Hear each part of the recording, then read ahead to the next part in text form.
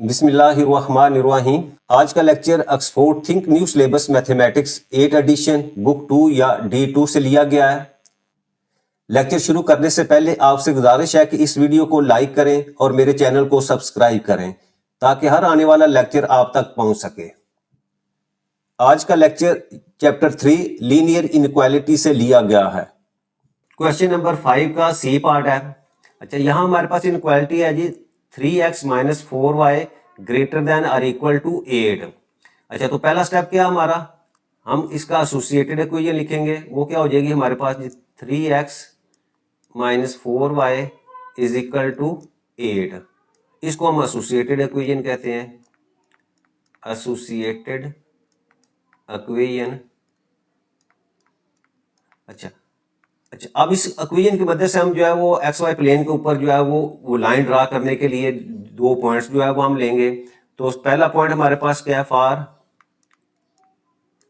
X intercept, यानी वो जो लाइन हमने ड्रा करनी है वो एक्स वाई प्लेन को एक्स एक्सिस के ऊपर कहाँ जो है वो इंटरसेक्ट करेगी। तो उसके लिए हम क्या करेंगे, हम पुट कर देंगे जी put y is equal to 0 in equation 1। इसको हम जो है वो इक्वेशन 1 कर लेते हैं। तो y 0 पुट करें तो मेरे पास वैल्यू आ जाएगी जी 3x minus 4 into 0 is equal to 8। यहाँ से 3x इज इक्वल टू 8 और यहाँ से दोनों तरफ 3 से हम डिवाइड कर देते हैं। तो यहाँ से x की वैल्यू मेरे पास आ गई जी 8/3। और अगर मैं इसको मिक्स नंबर में करूँ तो ये आ जाएगा जी 2/3। तो मेरे पास पॉइंट आ जाएगा, एक पॉइंट मेरे पास आ गया, x की वैल्यू 2/3 और y की वैल्यू जो है वो 0। अच्छा, अगेन फॉर y इंटरसेप्ट,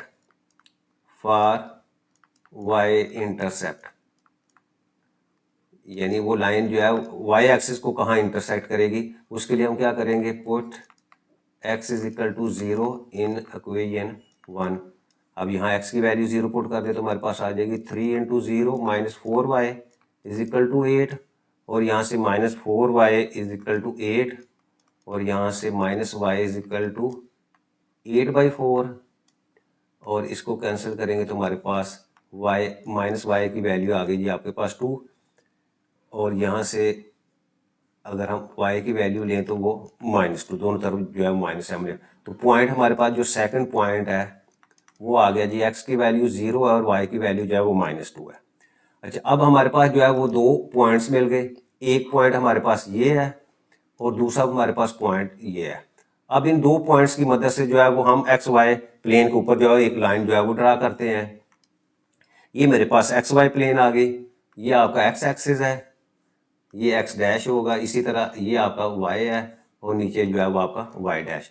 अच्छा, पहला पॉइंट मेरे पास है जी 2/3 0। अब 2/3 का मतलब यहाँ अगर मैं पॉइंट लिखूँ तो वो है जी 2/3 और 0, एक पॉइंट तो आपके पास ये है। अच्छा, 2/3 का मतलब क्या है, 2 और 3 के दरमियान में लाई करता है। तो ये पॉइंट्स हो गया आपके पास 2 और 3 के दरमियान में। सेकंड हम क्या चेक करते हैं, डिनोमिनेटर 3 है तो इसका मतलब 2 और 3 के दरमियान जो हमारा पोर्शन है उसको हमने 3 इक्वल पार्ट्स में डिवाइड कर दिया। और न्यूमिनेटर हमारा 2 है तो इसका मतलब आपका ये 2 से दूसरा जो पॉइंट है, ये वाला पॉइंट आपका जो है, ये आपका पॉइंट जो है वो ये फर्स्ट पॉइंट हो गया। ठीक है, और यहाँ y की वैल्यू 0 है तो ये पॉइंट। अच्छा, अब सेकंड हमारा जो पॉइंट था वो है 0 -2। अच्छा, x की वैल्यू 0 तो x की वैल्यू 0 और y की वैल्यू -2 है तो -2 जो है ये पॉइंट होगा। तो एक ये पॉइंट आ गया और एक हमारे पास ये पॉइंट। इन दोनों पॉइंट्स को जो है वो हम आपस में मिला देते हैं। ये देखें, ये इस सिमत में, और थोड़ा सा इसको मैं आगे एक्सटेंड कर दूँ तो ये लाइन मैंने जो है वो, अब लाइन ये किस इक्वेशन की लाइन है वो मैं यहाँ लिख देता हूँ। वो है जी आपके पास 3x minus 4y is equal to 8, इसकी लाइन है। अच्छा, अब इसके बाद नेक्स्ट स्टेप हमारे पास क्या है, टेस्ट पॉइंट होता है कि हमारा जो सोल्यूशन है वो ओरिजिन की तरफ है या अवे फ्रॉम ओरिजिन है, क्योंकि हमने पूरा रीजन जो है वो इसका जो है वो शेड करना होता है। तो टेस्ट पॉइंट के लिए हम क्या करते हैं, यहाँ मैं अगर लिखना चाहूँ तो लिख सकता हूँ, for test point. Test point के लिए हम क्या करते हैं, हम करते हैं जी सब्स्टिट्यूट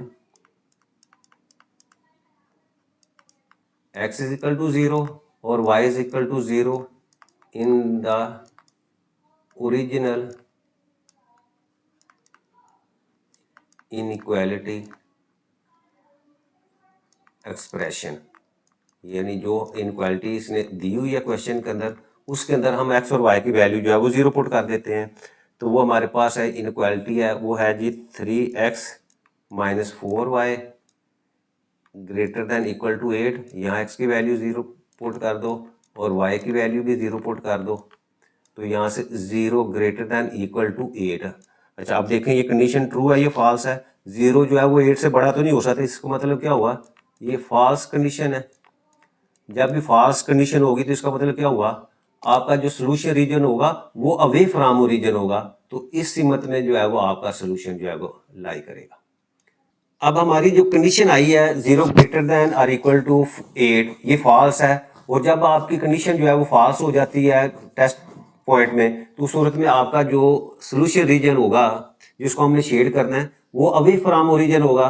तो ये जो मैंने लाइनें लगाई हैं इस सिमत में, तो इसको मैंने लाइनें लगाई और साथ जो है इसको हमने क्या कर दिया, शेड कर दिया। तो साथ ही हम जो है स्टेटमेंट लिख देंगे।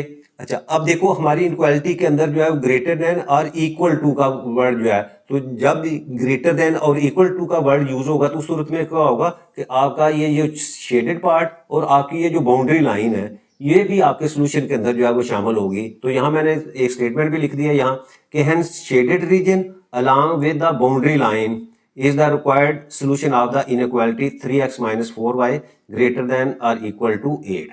तो ये हमारा क्वेश्चन जो है वो कंप्लीट हो जाता है।